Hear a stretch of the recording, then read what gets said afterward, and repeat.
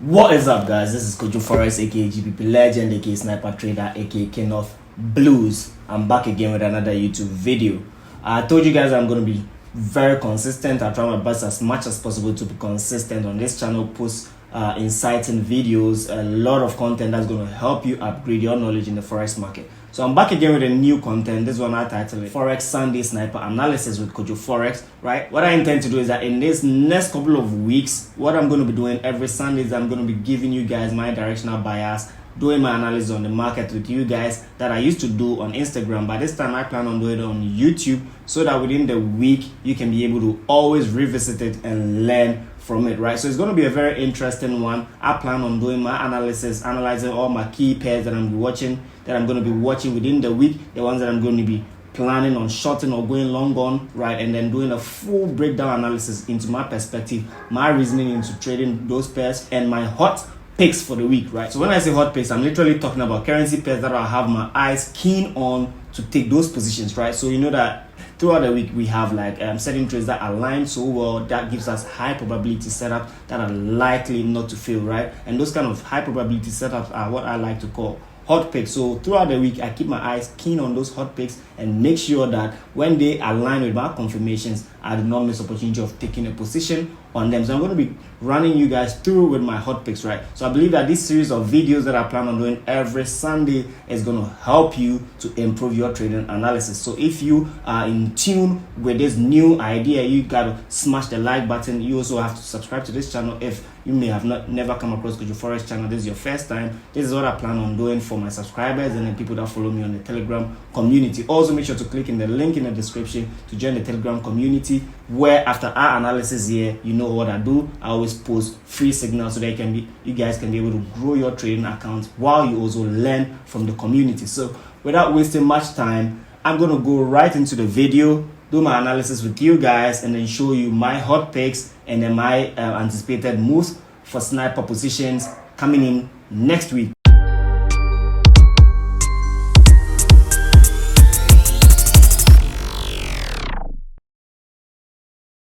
Alright guys, so as you already have it, I've told you that I will be looking into the currency pairs that I'll be trading for next week, and I plan on looking at certain key pairs, right? You know that there are a lot of currency pairs to trade within the week, but I am not planning on trading all the currency pairs. I don't want this video to also be a long one, so I'm going to be very brief, succinct, go in and out quickly, and then show you guys what I anticipate for the week. So let's start with the pound pairs, right? You guys know that the pound pairs are my favorite, obviously. So when you look at the pound pairs, we've had like a very huge bullish run, right?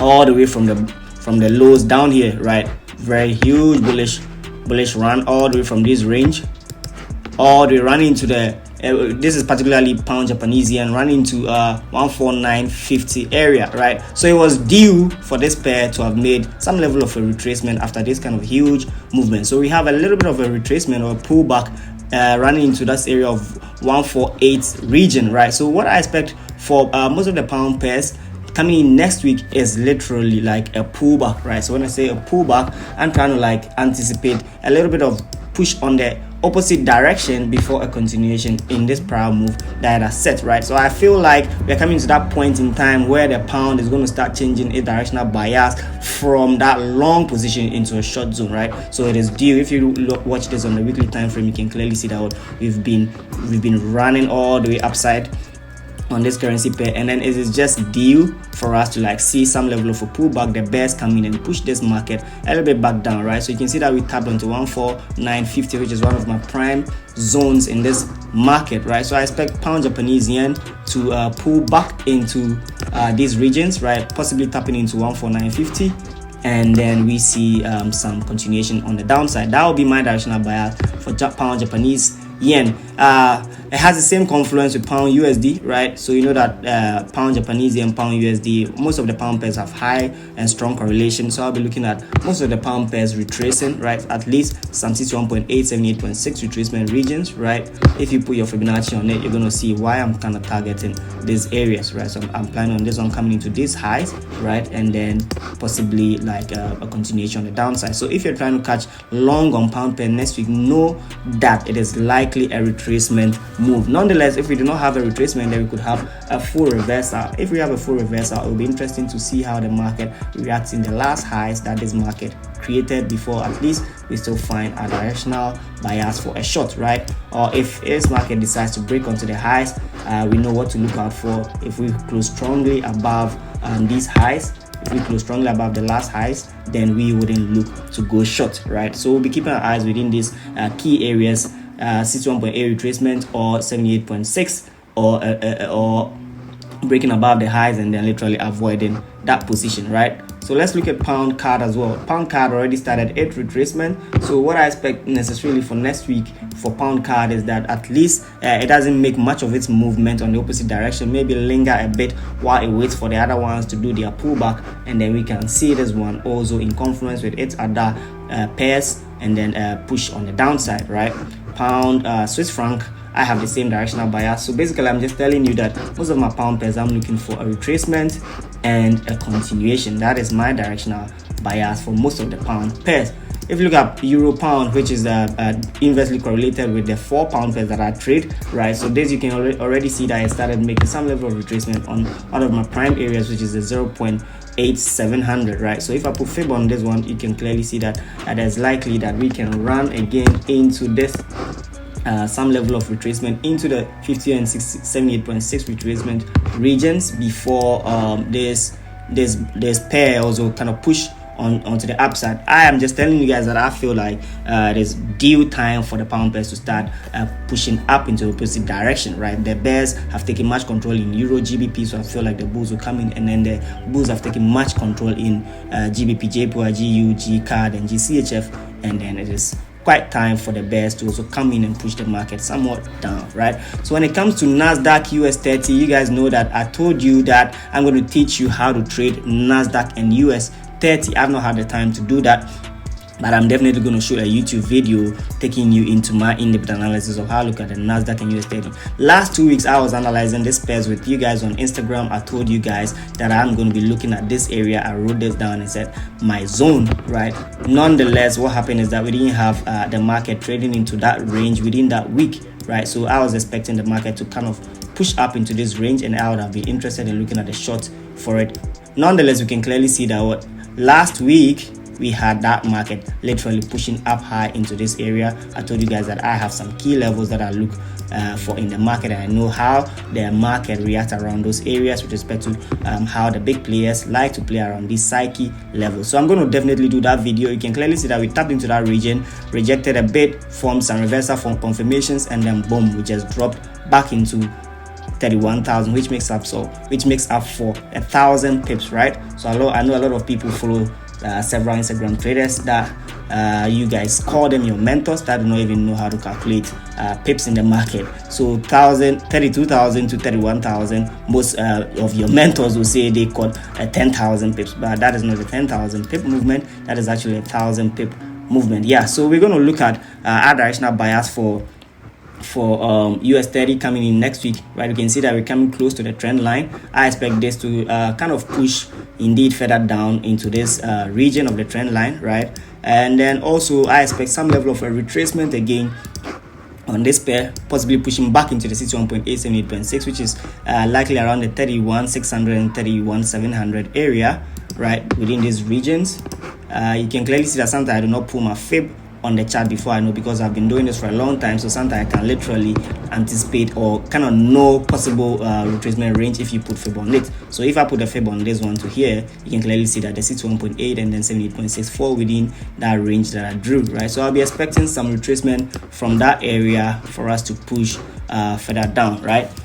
So sometimes I talk about the DXY. I told you guys that the DXY is the dollar index. It is a basket of currencies compared against the strength of the dollar. So when the dollar index is pushing up, the most of the dollar pairs will be pushing up, and then when the dollar index is pushing down, most of the dollar pairs will be pushing down. So it is it signifies the strength coming in the dollar, right? So any other currency that is like you have the dollar as a code currency, then it acts in an inverse directional way, right? Like GU and then Euro USD. When Euro USD, GU is dropping, Euro USD is dropping, and then NZD USD is dropping, and then AUD USD is dropping, right? You kind of see the DXY going up, right? So I'll do a separate video on the DXY and explain to you into details how it also affects the currency pair movement. So I see this one coming into this highs and possible what push on the downside. So that even gives me more confluence and confirmations for why I'm kind of anticipating what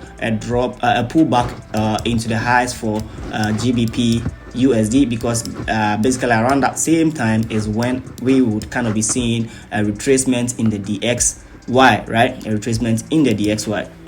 So yeah, I told you guys I'm not going to make this video even a long one, so let's quickly go into the next currency pairs that I have my eyes on. I have my eyes on gold as well, right? So gold, I've done several analyses on gold, especially on Instagram live, right? All the way from this region, even all the way from these highs here from the beginning of this year, right? These highs here, I started giving my analysis on gold. That was where I did my YouTube video on gold and told you guys that how to trade gold like the banks do, and I gave you guys a clear insight into how to anticipate gold coming into some key cycle levels in the market, right? So from there we've seen gold trade all the way currently around the 1720 area. But let's look at something here, right? So around these areas, I told you guys that I was anticipating gold to even push further down into these lows here before any sort of a pullback or retracement. Nonetheless, it didn't happen, right? Because still found its way to reflect and flat around this 1800 area, and then it started making its way on the upside. When it started making its way on the upside, sending out to my mentees that they should watch around this area for a reversal on gold or continuation into the prior direction, right? So here I was looking at the way the market was pushing onto the opposite direction in confluence with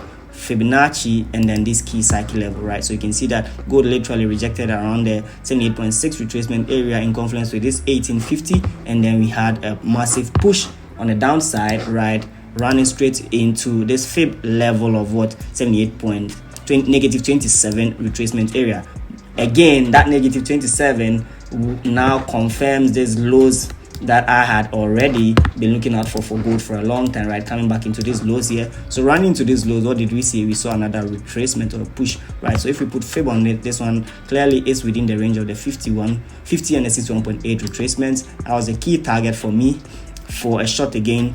And then we can see that from there gold just dripped all the way down. So coming into next week, what I expect of gold is that I expect a little more push into the downside, coming to maybe this 1700 area, right? I do not see any resistance area, any support area beneath those level aside that 1700 area. If we pull a Fibonacci from these highs all the way onto these lows, right? From these highs here all the way onto these lows, we can see what gold retraces into 50 retracement 61.8 region, and then we can see that what the fib extension of negative 61.8 comes around the 1700 area. So I expect gold to make a further push down maybe into these lows before we can possibly see like a push on the upside again for this currency pair. So that's what I'll be looking out for gold coming in next week, right? So let's see for the other pairs. Euro AUD, a very stubborn pair, right, that I was trying to go long on the whole of last week, but I tried starting looking for longs around this area. I was particular about this area. Nonetheless, I think I didn't really look into the broader perspective of the market, so I missed this key zone here, which was more like a weekly low, right? If you zoom back into the weekly chart, you can see that we had these weekly lows here, and then the market was literally squeezing our retail traders to come and tap into that weekly low before it made that sudden push on the upside. Nonetheless, we took a little bit of L's there and then some break-even trades there, right? We went long here. It went into about, let's say, 40-50 pips in our favor, and then literally sank back down, right? So we missed this opportunity. But coming in next week, what I'll be expecting is again a retracement. So most of the pairs that I look out, or most of the opportunities I see coming in next week, has more to do with retracement moves. I expect this one to pull back into maybe 61.8 retracement before a push on the upside again for the same for Aussie, Euro, New Zealand dollar, right? We're coming into the third touch of the trend line, right? Key and then a particular range for me to start looking again for a short for this one.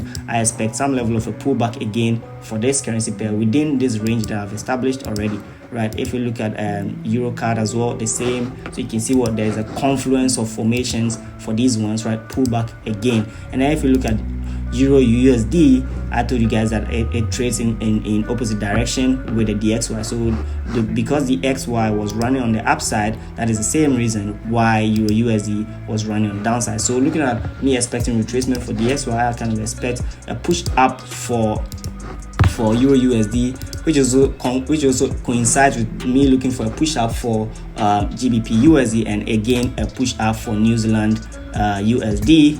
And then this is New Zealand USD, so I may be looking for a push up within this range, right, for New Zealand USD, and then a push up again for Aussie dollar USD from this range, right? So most of my trades for next week would be retracement trades, right? So let's look at USD JPY. USD JPY also has inverse correlation with gold. What that means is that when USD JPY is going up, like we can see here, then gold would also be dropping, right? So with the way I'm expecting retracement on gold, that is the same time I'll be looking for retracement for USD JPY. But I have my eyes around these areas. For USD JPY, we could likely push even further up into these highs, and that is where I'll be interested in starting to look for a short back down, and at the same time looking for a long on gold as well. And let's look at finally USD CAD. USD CAD made this impulsive move again. He also tapped on those weekly lows. If we switch on to a weekly time frame, you can see around this area where it made that quick tap into this area, right? Quick tap here. If you look here, you can see what a little bit of wicks running here, which more like is a manipulative move. But if you switch back into the higher time lower time frame, like the 4 hour, you can clearly see that it was just an impulsive push on the downside and then a quick reversal into the high. So again, also coming into these highs, right, which is the third touch again for me, and then which coincides with this key range for me, which is 1.2750. I kind of expect a push down on this one as well, right? Some sort of a retracement move on this one before anything else, possibly looking for a long back for this pair again. Yeah, so that has to do with my analysis for next week. I hope you loved it, and then you can always revise it, and let's see how it plays out next week. Yeah guys, so if you love this video, if you love my analysis, my insights into the market, you know what to do. Smash the like button. So make sure to subscribe to this channel. Make sure to click in the link in the description to join the KOJOFOREX Telegram community. Let's hit 20k subscribers, right? You want to be a member of this amazing community where I put out knowledge to help you improve your trading style and then up your level in the market, so that when I play a prank on you guys that I'm not going to be trading again, maybe the next time it will not be a prank, it will actually be real. I'll possibly be giving up on trading and looking into other things that I look out for my future. You can still be able to pursue your dream of being a sniper trader, and a profitable one as such, right? So without much ado, peace out, and I hope you learned something. I'll see you guys in the next video.